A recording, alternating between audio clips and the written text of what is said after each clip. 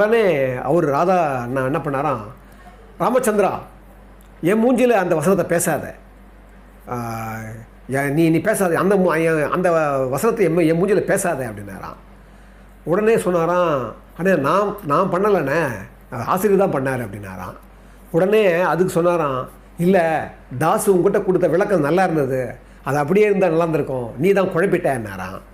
இல்லைண்ணே அவர் தான் சொன்னார் உதயசூரியன் சொல்லி அப்படின்னு சொன்னாராம் அவர். உடனே இவர் சொன்னாராம், எம்ஆர் ஐயா சொன்னாராம்,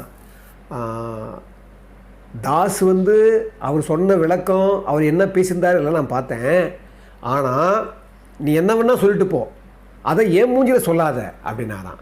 இல்லைன்னா வசனம் அவர் தானே எழுதினார் அப்படின்னாராம். உடனே இவர் சொன்னாராம், நான் வசனத்தை சொல்ல ஷார்ட்டை சொன்னேன், நீ எங்கே என்ன வேணால் பண்ணிட்டு போ, அதை என் மூஞ்சியில் சொல்லாத அப்படின்னாராம். உடனே என்ன பண்ணாராம் எம்ஜிஆர், ஒரு கோபக்குறி வந்துருச்சா முகத்தில், அதான் ஃபஸ்ட்